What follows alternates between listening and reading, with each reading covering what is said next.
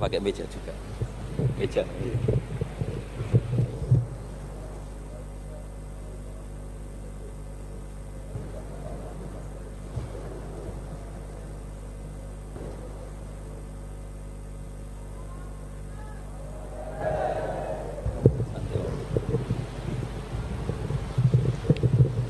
Assalamualaikum warahmatullahi wabarakatuh. Bismillahirrahmanirrahim. Alhamdulillahirabbil alamin. Wassalatu wassalamu ala asyrafil mursalin sayyidina Maulana Muhammadin wa ala alihi washabbihi ajmain. Amma ba'du.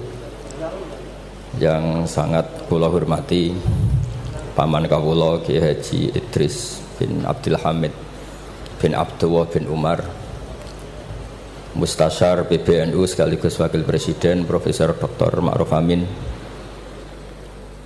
yang sangat saya hormati, yang sangat saya kagumi Ki Haji Mustafa Bisri, sedanten para habaib ingkang kula hormati, wabil khusus Habib Hasan Asgaf ingkang saya hormati, mas-mas kawula keluarga teng mriki ingkang kula hormati, yang masih haru nangis dawuh Gus Mus monggo diterusaken. Mergi ceritane niku mengharukan betul. Kula bagian sing santai mawon. Jadi di antara yang disesali Sayyidina Umar itu justru kesolehan Abu Bakar yang berlebihan, karena nirune terus kangelan. Terus kula mun ngertos niki kelakuane Mas Amak, Mas Aziz soleh pas-pasan supaya anaknya lebih ringan, itu jadi nirunya lebih ringan. Jadi Abu Bakar ketika diangkat jadi khalifah itu pagi harinya masih ke pasar bawa dagangan. Ditanya beberapa sahabat, kamu mau kemana? Ya mau ke pasar. Ngapain ini? Ya cari rezeki untuk keluarga kami. Kata beberapa sahabat, kamu tidak usah melakukan itu. Singkat cerita terus ada rapat supaya Abu Bakar itu digaji. Akhirnya digaji dan beliau nggak perlu kerja tapi fokus memikirkan umur al-muslimin. Tapi setelah beliau mau wafat, itu semua gajinya dihitung, kemudian nyuruh keluarganya diganti. Akhirnya diganti. Setelah diganti, beliau dalam posisi wafat, segala kebaikannya diceritakan. Itu komentarnya Sayyidina Umar itu lucu. At-abta man ba'dak. Mbok nak soleh aja nemen-nemen, sing genti ku repot. Jadi kalau Mbah Hamid itu terkenal alim, terkenal wali, terkenal donyane mustajab, itu sing repot itu putune. Kalau nak gue jelek Mbah Idris rawani, mergo paman. Tapi nak terus niku repot putune. Misalnya apa yang ganteng ya kalah ganteng, apa alim ya kalah alim, donga mandi ya kalah mandi. Pokoknya kalah kabeh. Terus repot. Mulane maca manaqib niku nggih resiko sebetulnya. Kula niku cara dadi putune Mbah Hamid, iki ora wani cerita Mbah Hamid, demen diarani, lah putune kok ngene. Dadi niku nggih repot-repot. Terus nak Gus Ipul mun nyerah mek kula mun nyerah Gus dadi wali, mun kepingine wali kota mawon. Niku mun cocokan kalian kula pas kawine napa nikahe Mas Aziz. Terus babai wali tadi dekne frustasi mun frustasi mun mboten kepen dadi wali kados babai tapi terus kepen dadi wali kota. Itu kalau enggak tawaduk ya frustasi memang. Kalau enggak tawaduk ya frustasi. Tapi bagus lah. Karena ciri utama wali itu ngurusi amra ra'iyah, urusan apa? Rakyat. Jadi itu wali betulan maupun wali kota itu ada titik samanya, yaitu sama-sama memikirkan urusan apa? Rakyat. Bedanya yang wali betulan digaji Allah, yang wali ini digaji negara, itu saja bedanya. Tapi sama-sama al-ihtimam bi umuril muslimin, sama-sama serius mengurus urusannya orang-orang Islam. Saya kalau tadi saya memang menyiapkan materi yang ilmiah karena saya punya naskah nadzumanipun Sulam Taufik yang dinadzumkan Mbah Hamid, nanti saya terangkan. Tapi karena merujuk dawuhipun Mbah Mus, Mbah Hamid itu sepupu sama mbah saya, sama-sama lahir di rumah di Lasem di Al-Fakhriyah. Itu memang mulai dulu terkenal wali, mulai kecil. Tapi saya akan cerita dari sisi keilmuan beliau. Beliau lama sekali ngaji di Mbah Khalil Harun, jadi mertuanya Ki Bisri. Tapi lebih lama lagi ngaji di Mbah Dimyati. Mbah Dimyati itu 12 tahun. sampai dapat julukan Abdul Juman. Juman itu satu nadzuman ilmu balaghah yang paling sulit. Jadi balaghah itu ada karangan Mustafa Al-Hulayaini, itu yang bentuk nafar itu masih gampang lah. Ada Jauharul Maknun itu masih gampang. Setidaknya bisa dianggap gampang. Kalau nggak gampang ya dianggap gampang. Tapi yang paling susah itu Juman. Saking susahnya itu nggak ada yang bisa nyarai. Akhirnya mu'alifnya nyarai sendiri. Itu namanya kitab Bukutul Juman. Jadi didol gak payu, akhirnya dipayoni mu'alifnya sendiri. Karena kaidahnya sudah ruwet. Dan itu diantara keahlian beliau memang tentang Juman. Seperti yang diceritakan Gus Mus tadi, diceritakan Mbah Mus tadi. Kalau orang ahli balaghah itu mengutarakan sesuatu itu indah. Itu yang dimuliai para ulama-ulama dulu. Tapi ya resikonya kalau sudah menghujat, itu ya sejelek-jeleknya. Itu orang Arab itu kalau sudah benci seseorang dan membayangkan wajahnya jelek, itu orang Arab kalau bilang itu kabrak roten nakarot hati. Jadi wes koyok tletong garing sing dicucuki pitik. Untuk tletong garing wes elek ijek dicucuki napa? Pitik. Jadi orang Arab itu memang ahli balaghah. Jadi kalau muji ya sundel langit, nak menjatuhkan juga sejatuh-jatuhnya. Dan itu ada ilmunya. Sehingga orang Arab itu misalnya muji orang baik,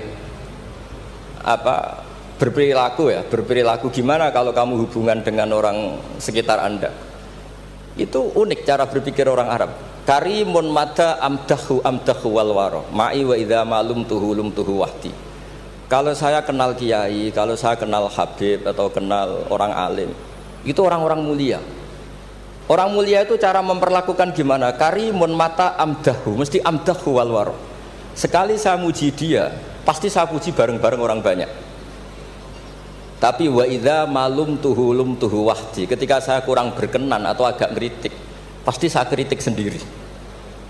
Akhirnya itu jadi pola sosial yang sampai sekarang itu menopang Indonesia. Indonesia itu begitu mencintai Pak Karno, Pak Hatta, mencintai para pendiri bangsa ini. Dan ketika mencintai itu diungkapkan secara publik. Dan ketika ada tidak cocoknya, misalnya ya apalah namanya orang kan ada tidak cocoknya, ya dimpet dewe. Jadi rodok-rodok buku sundupan kira-kira gitu karena memang itu etika yang benar. Jadi karimun mata amdahu wal waro ma'i wa idza malum tuhu wahdi. Orang mulia itu orang yang kayak apa? Orang yang ketika baik atau ketika kami puji akan saya puji secara publik, secara massal, secara masif. Wa idza malum tuhu wahdi. Dan ketika saya kurang berkenan atau agak ngeritik, maka akan saya kritik sendiri.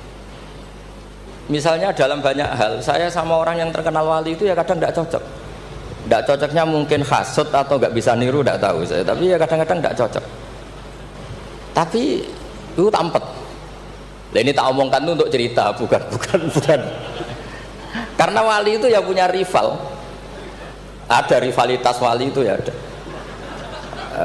Ada dua wali besar yang saling tidak cocok. Satu itu wali kalau sakit itu muni waduh, pokoknya sakit. Ditiliki sama wali, sama-sama wali. Kamu itu wali kalau sakit kok waduh, wali model apa? Wali itu ya kayak saya, tidak pernah sambat gitu. Kalau sakit pun menengahi. Terus justru itu masalah kamu di situ. Sok wali pakai perilaku wali. Justru saya seperti ini jadi wali karena koyok wong awam. Ini tawaduk saya. Jadi ini dua wali besar, kucul-kucul kan. Maka kalau ada orang muni waduh aduh, anggap wali yang sedang tawaduk, niru orang awam itu. Atau memang awam betul. Jadi wali itu ya kucul-kucul kan, ya saling tidak cocok. Maka masyhur dalam cerita Abu Yazid Al-Bustami, itu beliau GR sama Allah sampai tanya, ya Allah yang setingkat dengan saya itu siapa? Itu dijawab yang tidur dekat kamu itu, satu kamar tidur terus, hanya sholat fardu dia bangun.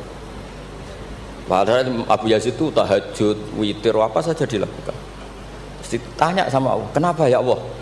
Kamu itu ibadah serius sama saya itu kayak nganggap saya gimana gitu.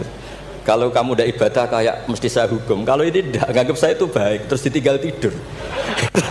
Jadi saya ini agak ya kalau ya tadi ingin jadi wali yang jalur-jalur gitulah, yang kayak gitu. Ya jalur-jalur gitulah. Ini bisa ditiru tapi kayaknya yang sudah dikasih saya itu, jadi tidak semuanya bisa niru. Karena wali ilmu itu beda, harus menjaga konstitusi ilmu. Jabir bin Abdillah itu tahu pakaian kalau orang sholat seperti ini, pakai gamis yang terhormat, pakai baju yang sangat-sangat terhormat. Itu Jabir ini termasuk minas sabiqinal awalin, sahabat Nabi yang luar biasa. Itu datang ke masjid, gamisnya dicopot, pecinya dicopot, terus tinggal satu sarung, akidan torofaihi ala atikihi. Ini cerita itu ada di Bukhari, di bab Kitabul Ilm. Zaman kalau tentang saya berarti tentang Bukhari, karena ini ada di kitab Bukhari. Kalau nggak percaya dicek, kalau nggak ketemu berarti tidak pernah mutolaah, bukan salah saya. Semuanya ditanggalkan kecuali sarung satu, terus akidan torofai izarihi ala atiki, ditancang begini aja. Terus beliau ngendikan sama tabiin, kamu supaya tahu bahwa adnal aurah, standar nutupi aurat seperti ini. Jangan sampai karena sampean semua berpakaian ala akmalil siap, pakaian sempurna, kemudian nanti dikira bahwa syarat sahnya sholat itu seperti itu bahaya. Orang di Indomaret sholat harus berpakaian begitu, nanti yang sedang kernet harus begitu, itu berat bagi umatnya Nabi. Barokahnya itu terus orang tahu bahwa syarat sahnya nutupi aurat di sholat ya seperti itu. Akhirnya ditemukan oleh tabiin dan seterusnya bahwa auratul rajul ma baina surrah wa rukbah. Andai kan tidak ada perilaku Jabir seperti ini, maka sholat seperti pakaian ini menjadi syarat sah. Dan itu ribet kan? Orang yang sedang celananan harus sarungan dulu, yang sedang pakai kaos harus pakai jubah dulu, padahal dia kernet misalnya, kan repot. Jadi wali jalur ulama itu memang agak aneh. Makanya ya jangan ditiru lah, kalau tidak ulama jangan ditiru. Makanya saya itu ya kadang-kadang pura-pura ada dengar itu kalau ada cerita-cerita wali-wali yang khusuk-khusuk, yang ibadah berat-berat itu saya tidak siap dengar. Saya lebih siap dengar begini, Mu'ad itu ngimami sholat, bacanya kepanjangan. Alhamdulillah ditegur Nabi, kalau ngimami jangan panjang-panjang. Itu saja yang saya hafalin yang model gitu. Andai kan Nabi hidup di zaman akhir, nggak perlu negur karena sudah kulhu semua. Berarti sampean kulhu dalam rencana Nabi gitu, karena sudah ada panjang-panjang. Tapi yang menjadi ditegur mungkin kok terjadinya kulhu itu, kulhu terus itu. Jadi sebetulnya untuk menjadi wali itu ada banyak hal. Ada wali penjaga konstitusi ilmu. Sehingga kata Imam Nawawi, Tofa Rasulullah sallallahu alaihi wasallam raqiban wa yatufu ashabuhu musyatan. Nabi itu tawaf itu justru berkendara, naik unta. Padahal semua sahabat tawafnya itu jalan kaki. Kata Imam Nawawi, Nabi yang tawaf berkendara itu afdolu wa afdolu bi alfi darajatin dibanding tawafnya sahabat yang jalan kaki. Meskipun secara kaidah al ajur bi qadrit ta. Karena Nabi andaikan tidak tawaf raqiban maka akan dikira syarat-syaratnya tawaf itu harus jalan. Dan itu kita kebingungan ketika harus tawaf pakai kursi roda, pakai kursi dorong. Tapi barokahnya Nabi tawafa raqiban maka akan ada konstitusi baru bahwa tidak menjadi syarat sahnya tawaf harus masyian, tapi sah secara raqiban. Jadi wali itu ya macam-macam. Sehingga kitab Sulam Taufik yang dikarang oleh Habib Alim Al-Alamah Abdullah bin Husain bin Thohir itu dikarang seorang Habib Alim Al-Alamah wali abdal. Tapi ketika ngarang fikih itu diantara yang ditersangkakan itu apa? Ijabu malam yajib, mewajibkan sesuatu yang tidak wajib. Saya ini didikan Mbah Maimun, didikan bapak. Kalau Mbah Mun ngeluh gitu, aku sakjane ya kepengen hak santriku tirakat terus apalah. Tapi tirakat itu gak wajib. Engko nak ijabu malam yajib aku dosa. Akhirnya keterusan kalau mboten saged tirakat. Jadi sing bagi yang tidak tirakat anggap aja nglakoni apa? Tidak boleh mewajibkan sesuatu yang tidak wajib. Sampeyan ndak boleh bilang santriku wajib puasa Senin Kamis. Wong jare kitab sunat kok arani wajib. Tapi resikonya nanti santri merata puasa Senin Kamis mergo mbok arani sunat terus. Resiko mana? Tapi apapun itu ini ilmu. Sehingga kata Ibnu Hajar Al-Asqalani, dan ini kebetulan banyak yang niru, tapi kita cukup punya argumentasi untuk tidak niru. Nabi itu, saya masih ingat dawe Mbah Mun, wong lakoni kitab ya aja nemen-nemen. Nak nemen-nemen kok kowe ya kaya wong-wong iku. Gak perlu saya sebut lah, ini sensitif. Wong-wong iku siapa kamu tahu. Nabi itu kalau habis sholat, karena Rasulullah SAW idan sorofa min sholatihi akbala alal hadirin atau alal musallin. Jadi Nabi setelah sholat, kalau beliau menghadap kiblat, setelah itu menghadap kemana? Ke timur, karena akbala alal hadirin. Tapi para syurrahul hadis, para syurrahul Bukhari itu menafsirkan itu tidak harus menghadap ke timur. Itu adalah bentuk maklumat dari Nabi bahwa imam setelah sholatnya selesai harus mengatakan sesuatu atau melakukan sesuatu apa saja untuk memaklumatkan kalau sholatnya sudah apa? Selesai. Kenapa itu harus demikian? Kata Imam Bukhari, kata Surahul Bukhari, orang itu berjalan 3 kilo, 7 kilo demi menangi Nabi itu jadi makmum. Bayangkan kalau Nabi tetap menghadap kiblat dengan posisi kayak tawarruk, lungguh tahiyat akhir, nanti Nabi dikira masih sholat. Dan kalau orang itu takbir Allahu Akbar terus ikut duduk, sholatnya sah apa tidak sah? Tidak sah, karena dia menggantungkan sholat dengan orang yang sudah tidak sholat. Itu bahaya, secara fikih seperti itu udah kebahaya, karena irtibatus sholat biman laisa fi sholatin, dia menggantungkan sholat dengan orang yang sudah tidak sholat. Dan itu secara fikih bahaya, maksudnya bahaya dianggap gak sah. Untuk memaklumatkan itu maka Nabi menghadap ke timur kalau dalam konteks Indonesia, supaya mereka tahu kalau Nabi sudah tidak sholat. Nah, kiai-kiai Jawa pinter, penggantinya kalau madhep timur kok sawangane apa ngandani, akhirnya madhep ngalor. Ini sudah kompromi politik, ini sudah ada ngadep netan tapi madhep ngalor. Ada yang nggak madhep ngetan, nggak madhep ngalor, tapi muni astagfirullahaladzim, astagfirullah. Sementing jangan tunjukkan dengan rokokan. Nah, itu nggak boleh. Jadi makanya nggak boleh membuang ilmunya ulama. Karena dengan penjelasan seperti itu sebenarnya yang paling pokok adalah pemakluman bahwa sholat ini sudah selesai, sehingga yang datang tidak menjadi makmum. Karena sekali yang datang posisi makmum itu nanti dia menggantungkan sholat dengan orang yang sudah tidak sholat. Kayak apa guru-guru kita? Dan itu bisa dipelajari dari kitab-kitab kesayanganipun Mbah Hamid. Saya dengan beliau kalau pakai keluarga, beliau sepupu mbah saya. Kalau pakai sanad guru ya, misalnya saya sering ngaji sekali sama Mbah Maimun.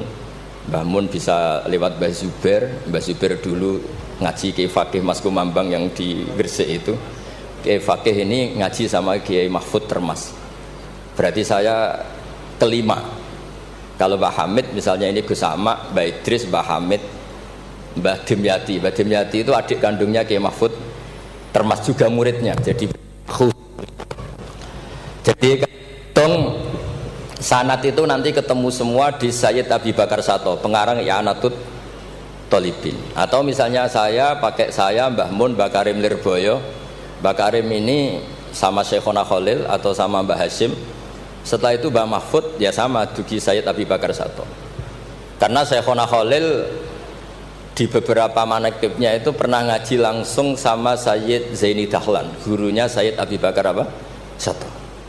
Tapi ketika masih sebagai thalibul ilmi pernah ngaji juga di Sidogiri, pernah ngaji di mbah-mbah istrinya Gus Aziz ini di Kiai Nur atau di Kiai Soleh di Langitan.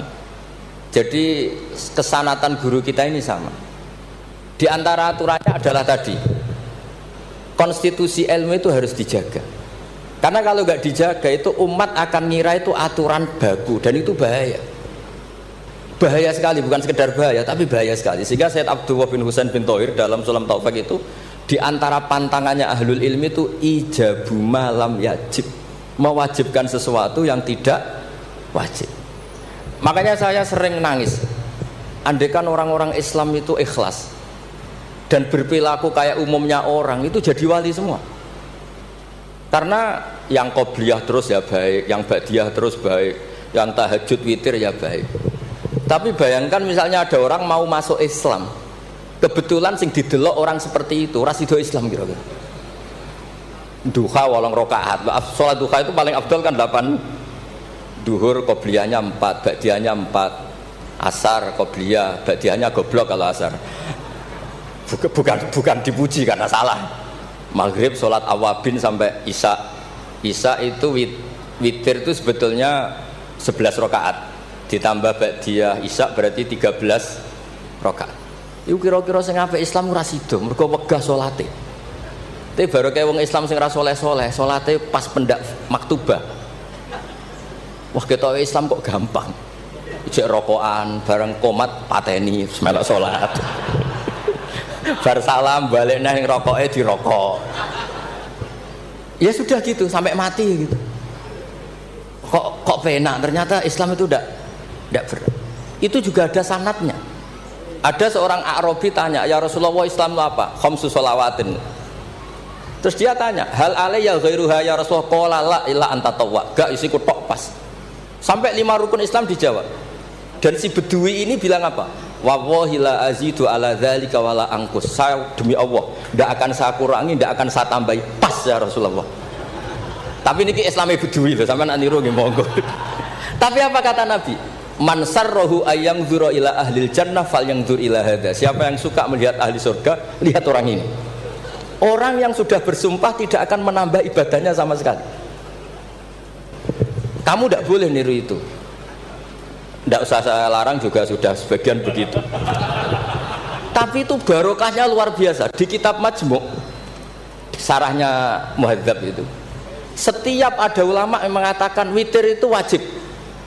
Ada juga ulama yang mengatakan witir itu wajib. Itu langsung wa hadza batilun li hadisil a'rabi. Pendapat itu jelas salah li hadisil a'rabi. Karena ada hadis a'rabi jelas tanya Nabi, hal alayya ghairuha ya Rasulullah? Di luar 5 waktu itu apa ada yang wajib? Qala la. Jadi barokahnya Bedui ini, setiap ada ide witir wajib, tahajud wajib, pernah ada ide-ide itu ya ada. Itu langsung wahada batilun di hadisil Arab. Ketika era Imam Malik, beliau mengarang Muwatta. Ini sebagai bentuk penghormatan saya sama Mbah Hamid. Karena kalau beliau terkenal wali itu tidak usah saya terkenalkan. Saya akan mengikuti Mbah Mus tadi. Sisi betapa beliau seorang alim alama, seorang ahli balaghah. Nanti saya baca, saya juga bawa manaqibnya beliau. Ketika Imam Malik mengarang Muwatta, itu di teks Muwatta itu ada kalimat begini, ghuslul jum'ati, ada yang baca ghuslul jum'ati wajibun ala kulli muhtalimin. Mandi Jumat itu wajib bagi setiap yang sudah akil balik. Al witru haqqun wajibun ala kulli muslimin. Itu Imam Malik langsung nyusuli, laisa huwa kama tarawuna. Makna wajib di situ bukan seperti yang kamu bayangkan. Jadi tidak wajib kalau ditinggal nggak mandi terus nggak apa? Sah. Lagi-lagi jawabannya apa? Li hadisil a'rabi. Nah ini juga harus ada yang menjaga konstitusi seperti ini. Sehingga kata Sayyid Zabidi, pengarang kitab Ithaf itu, kalau kita sampai Ithaf ya hitung saja. Setelah Mbah Mahfud ini punya abah alim alamah namanya Abdullah. Abdullah punya abah alim alamah namanya Abdul Mannan. Abdul Mannan ini awaluman lazama Sayyid Zabidi sohibul Ithaf di Mesir. Jadi Abdul Manan ini yang ditulis di kedutaan Mesir, orang Indonesia pertama yang sebagai ulama di Mesir. Beliau ngaji mulazamah sama Sohibu Syarhil Ikhya. Gini beliau mulazamah kalian sengarang Ithafus Sadat Al-Muttaqin. Namanya Sayyid Murtado Az-Zabidi. Terus pokoknya sanad Indonesia itu top, top pokoknya. Jadi kalau Mbah Hamid ya tinggal gitu saja, Mbah Hamid, Mbah Dimyati, Mbah Mahfud, Mbah Abdullah, Mbah Abdul Manan, terus ke Syarihul Ikhya Sayyid Murtado siapa? Az-Zabidi. Itu kata Sayyid Murtado Az-Zabidi ketika muji tadi, muji ilmu. Saya ulang lagi apa? Muji apa? Ilmu. Konstitusi ini harus dijaga. Apapun tidak cocoknya kita. Kadang-kadang kita sebagai orang alim itu kan, kalau seneng tirakat, santri ini wajib tirakat. Sira seneng tirakat, santri ini rawlah tirakat. Itu tidak boleh seperti itu. Yang seneng nggih monggo, tapi jangan sampai mewajibkan. Yang nggak seneng yo tirakat ben sekali-kali ngelawan nafsunya gitu. Wong kok menuruti. Kula niku masih ngeten nggih sering tirakat, tapi sampean ra perlu tak kandhani. Kula ya kepengin ikhlas ora riya dadi. Dadi sampean ra oleh gugat kula, Gus ora tau tirakat. Ya misalnya tirakat ora tak kandhani sampean. Sing jelas termasuk tirakat kula niku kula nak diundang wong kangelan kecuali pernah sepuh. Iki nek agak diregani ya kebangetan gitu. Jadi sing ngundang kula ora pernah sepuh ya kebangetan. Kok enggak tahu diri jadi. Wong karuan ra oleh kok dilanggar wae lho.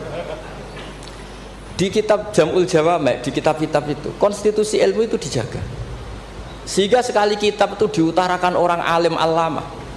Saya yang merasa utang jasa sama Sayyid Zabidi itu satu, yang paling saya ingat itu satu, Allahumma sholli ala Sayyidina Muhammad atau ala abdika rasulika Muhammad. Itu beliau mengurai, wah itu luar biasa. Di antara urainya begini, Nabi Muhammad SAW itu melakukan apa saja termasuk yang paling basyariah itu adalah luar biasa. Asal jangan bayangkan Nabi itu macam-macam kok sampean terus rokokan, ada akan itu.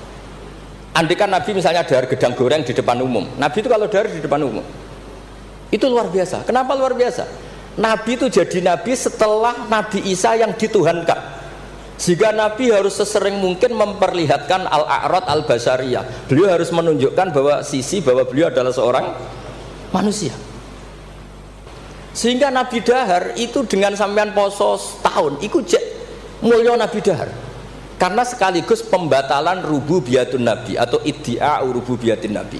Dengan seperti ini Nabi sama juga memaklumatkan saya ini manusia. Buktinya saya dahar. Kayak apa kalau dibaca secara ilmu? Karena Nabi jadi Nabi setelah Nabi siapa? Isa. Maka kata Sayyid Az-Zabidi, agama ini agama terbaik dan ummatur Rasulullah SAW tidak akan mengalami apa yang dialami umatnya Nabi Isa. Caranya gimana? Dengan memperbanyak baca sholawat. Jadi cara Sayyid Zabidi, sholawat itu satu konstitusi ilmu. Allahumma, Allah pemberi, ala Muhammad atau ala Sayyidina Muhammad yang diberi. Jadi gak mungkin hadil ummah menuhankan kanjeng Nabi Muhammad.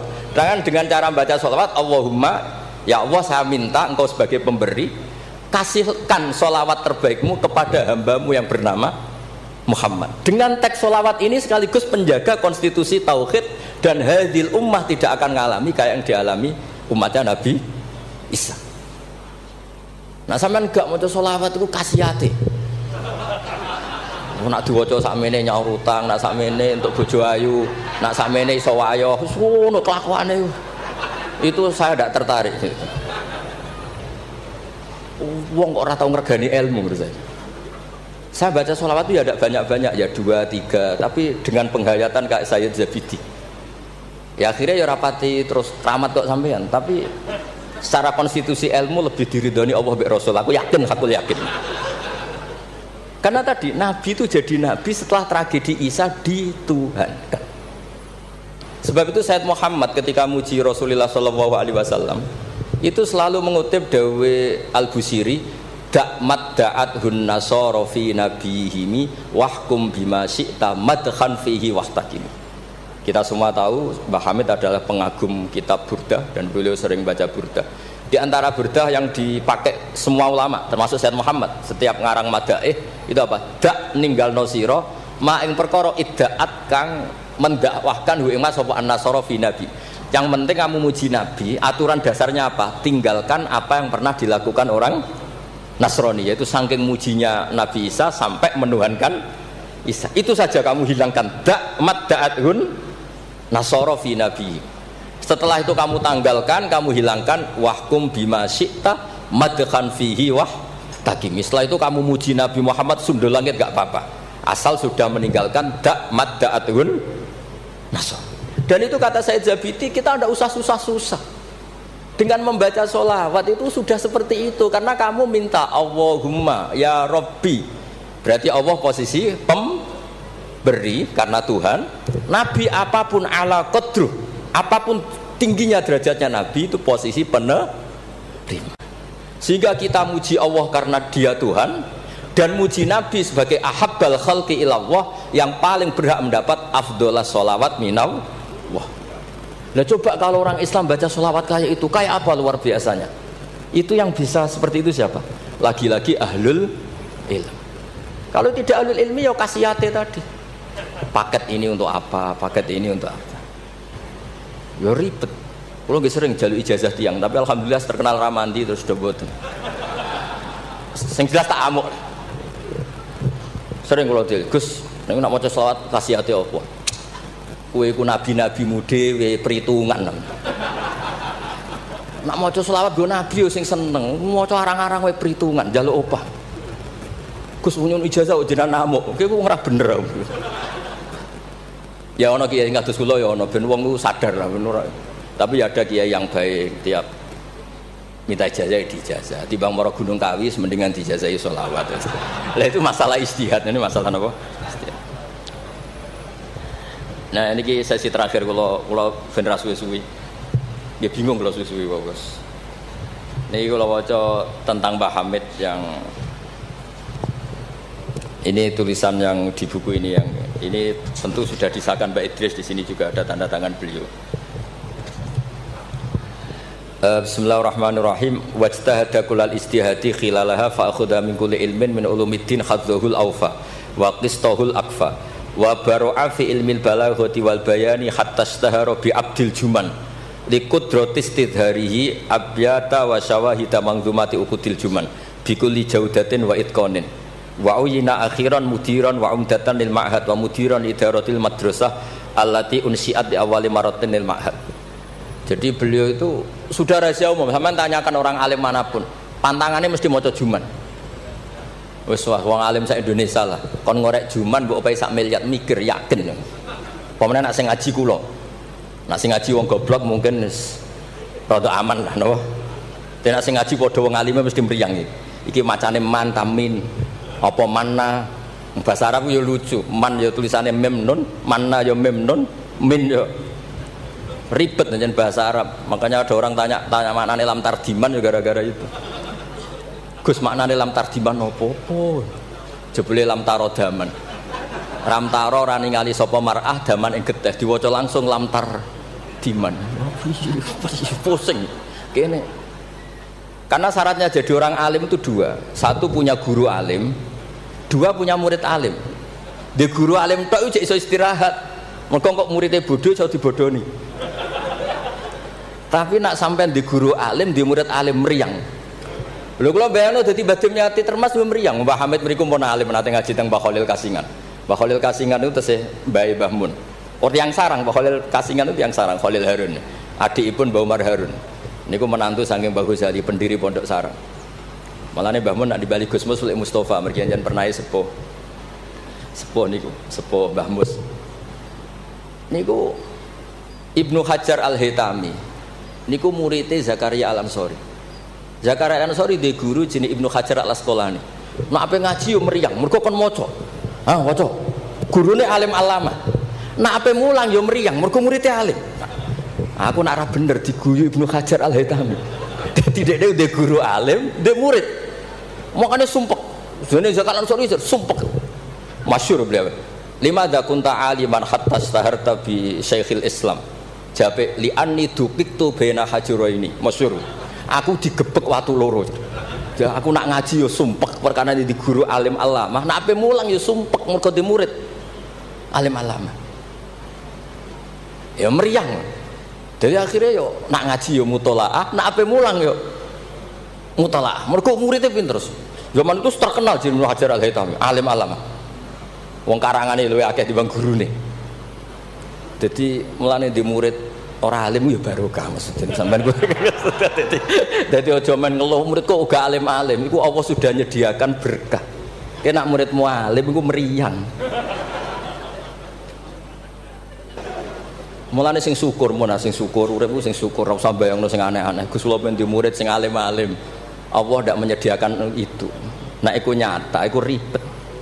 Mulane donga dikira-kira. Donga sekali ra bener iku mari trauma. Kalau bolak-balik cerita, Hikam itu termasuk orang yang enggak pati suka kalau orang berlebihan berdoa, karena beliau cerita, ono wali tukang hamal itu tukang manol. Dia dapat uang kalau kerja di pasar tukang angkut barang. Setelah punya uang, coro sekarang 10.000 pulang terus ibadah. Karena dia enggak ingin kaya, wong wali kok ben juga ya wali aneh gitu. Tapi nak wali kok ora sugih iku ya aneh juga. Karena nak kepengin sugih berarti toma, nak gak sugih berarti rapati durusi pangeran. Padahal waqat qala ta'ala lidunya ukhdumi man khodamani. Ana sing maca ikhdami man khodamani. Kalau tak waca loro ben ketok isane ngaji, mergo guru. Kula niku ya ribet.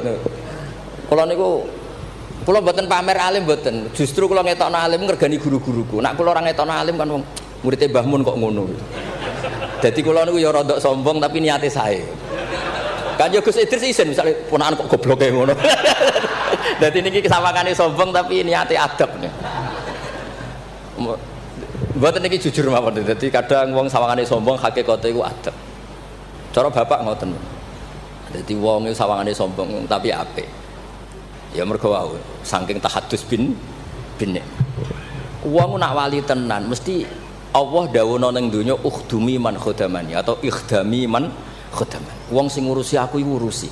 Makanya mesti atat dunya wa hiya rahimah. Wong wali iku mesti donya teko meskipun dia ndak seneng. Lane sing nawani mobil Mercy kayak Hamid zaman iku Mercy mewah-mewah mobil nggih kuat. Ya rapati ana cerita butuh difatihai untuk punya mobil. Dan Mbak Bisri luar biasa, masih kanca ngakoni nek dongane Pak Hamid. Mantap. Meskipun ya sering bodoni Pak Hamid Ki Bisri, masyhur ceritanya. Ki Bisri nate diundang teng mriki mboten disangoni Mbak Ki Hamid. Umur kok kanca. Wis dah aku ra mbok sangoni klambimu tak pek. Bareng dipek dibeto teng Kasing teng Rembang mriko didol mbek muhibine Mbah Hamid. Payune luwih larang timbang harga mubalek. Zaman itu misalnya umumnya balek dipangoni 1,5 juta, itu payu 3 juta. Yo gak ada cerita ngoten enten WA Ki Bisri kalian Ki Hamid ora tau WA-an. Bareng Ki Bisri sowan mriki, susuke Kang. Dadi dhisik wali ya rileks guyon santai. Dadi singkat cerita niki Hamal niki ndonga ya Allah kula niku wali, mau kepengin mangan sak pire kok dadi Hamal. Kula niku sukani rezeki sing ora usah kerja. Walhasil beliau itu udhu'iyah sarikon di dakwah dia mencuri terus di penjara untuk jatah mangan tiap hari untuk jatah mangan. Gusti kenapa harus penjara? Kan kamu minta rezeki tanpa kerja. Gak iso sampai pangeran ralat doa mboten saged. Mulane donga niku aja ya sing ana sunah Rasul. Mergo nek sekali keliru niku ribet. Mulane kula nate wonten tiyang melarat wedok elek kebetulan niku rayu. Yo dongakno Gus, dongakno bojo kula niku sugih. Aku ya tak jawab. Sampean siap nak bojomu sugih? Maksudnya nak sugih mesti pertama digenti ku omah. Bariku mobil. Bariku mesti dievaluasi ku sampeyan. Omah wis apik, mobil wis apik, mok karek sitok. Kok penumpangnya ngene. Akhirnya mun Gus Rafsah. Dadi donga iku ya kudu dipikir lho. Lho coba setelah potongan wong lanang wis padha wae lah susu. Coba ketika omahe mewah, mobilnya mewah misalnya Alphard. Terus yang mlebu seperti itu ya enggak usah dijelaskan itu. Coba apa yang kira-kira dievaluasi? Rumah sudah diganti, mobil yang kira-kira diganti apa coba? Sakit, mboten Gus nauten mboten usah. Jadi kula berkali-kali membatalkan doa. Karena timbang donga ketok ramandine aduh ya sudah seperti itu. Niku nggih trik niku, ketularan gosipul politik niku. Itu sangat politik. Mun kula maca mawon sing mudawwan. Nah, saya senang kalau buku tentang beliau itu mudawwan. Karena kalau tidak mudawwan itu nanti nasibnya Mbah Hamid kayak les. Al-laisu afqahu min Malik illa annahu daya'ahu ashabu. Itu dawai Imam Syafi'i. Sebetulnya Imam Les itu lebih alim ketimbang Imam Malik dalam hal fikih. Illa annahu daya'ahu ashabu. Tapi ashabnya Les menyia-nyiakan. Artinya gini, Imam Les itu punya karangan, punya perilaku, tapi sama murid-muridnya tidak didokumentasi. Akhirnya orang tidak tahu lagi Imam Les. Padahal itu rival debatnya Imam Malik. Makanya penting bagi ini ada Gus Sama, ada Mas Aziz supaya mengabadikan tulisan-tulisan Pak Hamid termasuk Nadzuman Sulam Taufik. Karena bikin nadzuman itu tidak gampang. Dari kata nasar, prosa, dinazumkan itu kan butuh keahlian. Karena nadzuman itu harus notnya sama, akhirannya sama. Mengganti kalimat yang prosa itu kan tidak gampang. Ini sudah saya cek, karena saya tiap hari juga baca Sulam Taufik. Itu sama sekali nggak ada yang dibuang dari kata aslinya. kata aslinya yang disulam apa? Taufik. Jadi seni bikin nadzuman itu ya tidak gampang. Misalnya begini, saya beri contoh yang terkenal ya. Kenapa saya milih yang terkenal supaya lebih gampang. Zaman Sayyidina Ali karramallahu wajah masih sugeng itu ngendikan begini. Yaqsimu dhuhri, ada riwayat qasama dhuhri rajulani. Abidun jahilun wa alimun fasikun. Yang merusak Islam itu hanya orang dua. Orang abid tapi bodoh, orang alim tapi fasik. Itu ulama dulu segampang ini membuat padanan itu dan maknanya sama. Fasadun kabirun alimun mutahatiku wa akbaru minhu jahilun mutanassiku. Kerusakan besar kalau ada orang alim yang fasik. Tapi lebih rusak lagi kalau ada orang bodoh ahli ibadah. Itu i'anatut thalibin. Sayyid Abi Bakar Sato, gurunya Mbah Mahfud. Berarti Mbah Hamid, Mbah Dimyati, Mbah Mahfud, Sayyid Abi Bakar apa? Sato. Berarti guru keempat. Itu punya cerita. Kenapa orang alim yang fasik afdalu min jahilin mutanassik atau min jahilin abidin? Terus dua orang ini berdebat. Ya apik wong bodoh lah, piye ahli ibadah. Tetap apik, mula wong alim tapi fasik. Dua orang ini akhirnya sepakat. Marani wong bodoh sih. Marani wong bodoh ya pas ibadah jenenge wong bodoh. Ibadah. Dua orang ini ya rada kurang ajar wong loro. Ya fulan ana rabbuka, aku iki pangeranmu. Seneng aku kowe nyembah aku terus. Tapi mulai saiki wis tak bebasno. Sesuk-sesuk ora ibadah ra apa-apa, wis tak ridani, tak ridani. Iku langsung muni hore sesuk wis bebas. Saking bodone. Umpama dekne ngaji kan ngerti, sautu wa harfu iku Allah iku nak ngendikan gak nganggo sautun ka sautil adam. Umpama dekne tau ngaji kan Allah iku mukhalafatul. Ora mungkin Allah kok diswara kaya ngono iku ora mungkin. Tapi matur nuwun Gusti, matur nuwun Gusti. Mulai sesuk kula mun mboten salat malih. Menang sing sitok delok bodho. Wis, akhirnya golek wong alim sing fasik. Delok pas mabuk jenenge fasik. Mabuke cek ning masjid bisa. Wong alim piye-piye dhewe bau-bau masjid. Mabuk ning masjid. Seneng sing sitok. Wah, satu-satu berarti mergo sing mau bodho, sing sitok mabuk. Seneng sing dia pendapat ya apik wong abid sing bodoh timbang alim fasik. Mergo pas mabuk. Oleh muni ya padha kok pager. Ya fulan. Ama tastahi minni ana rabbuka. Mbok wong diisin to ambek aku iki pangeran ndelok kowe kok amen mabuk. Si wong alim mah masuk mabuk iki jadi sisa-sisa alime. Golek pedak. Ya fulan ulimukal ana rabbak. He fulan tak ulang pangeranku sapa? Ono pangeran kok nyuwara. Dibedak. Artinya dekne cek memenuhi definisi ilmu nak Allah mukhalafatul bil khawatis. Wis mabuk lho cek waras. Ya maksudnya nak iso ya aja bodoh aja ngono maksudnya nak iso. Tapi ini kalau cerita tentang Mas Sama, tentang Mas Aziz ini mas-mas kula sedanten. Ndak gampang. Jangan kira terus ini hanya nukil, enggak gampang. Dari lafaz apa nathar prosa kemudian menjadi apa? Nadzuman kayak tadi dari qasama dhuhri rajulani. Terus diganti apa fasadun kabirun alimun mutahatiku wa akbaru minhu jahilun mutanasib. Ini saya beri contoh ya. Tak beri contoh. Mari sampean dorang ndak semuanya ngaji sulam taufik. Nek kula ngaji terus ra di ngertos dari teks aslinya. Misalnya begini ya, ini yang Khatmun alal mukallafid dukhulu fi dinina ja'a bihi rasulu ma'asubuti fihi bidawami wa akhdhi lazimin la ahkami. Ini kan persis teks di aslinya. Sampean siapapun yang ngaji sulam taufik pasti tahu. Terus kada kafis sifati wal af'ali subhanahu an al-sunil juhali. Ini mengganti ta'ala amma yaqulu na'uluwang kabiro. Ursila rahmatan ilal makhluqi turran wal ma'rufu bil masduki. Ini berarti pengganti kata rahmatan lil alamin. Terus ini yang yalzamu kullu muslimin ayyamna'a islamahu wa saunu amma qata'a min qaulin aw fi'lin aw i'tiqadi wa walladhi yatuna birtidadi. Ini kan waqad fasha tasahulul kalami fi zamani mukhrijil islami. Itu kan di apa? Di kitab Sulam Taufik memang kalimatnya seperti itu. Wa yaksuru fi hadzal zaman at-tasahul fil kalam begini-begini sampai keluar dari mereka kalamun sing mengeluarkan mereka dari nopo Islam. Terus di sini diganti waqad fasha tasahulul kalami fi zamani mukhrijil islami wala yaruna dzaka dzamban fatla angkau nidzakal fi'li kufron asla. Itu kan meskipun kamu hanya dengar itu persis seperti kata nasarnya. Tapi oleh Mbah Hamid digubah, monggo Mbah Firdaus, sedemikian supaya menjadi nadzuman yang mudah dihafal. Jadi itu butuh malakah. Nah, kenapa beliau punya malakah itu? Karena ketika ditermas di antara kitab yang beliau kaji itu adalah Uqudul Juman sampai punya gelar Abdul Juman.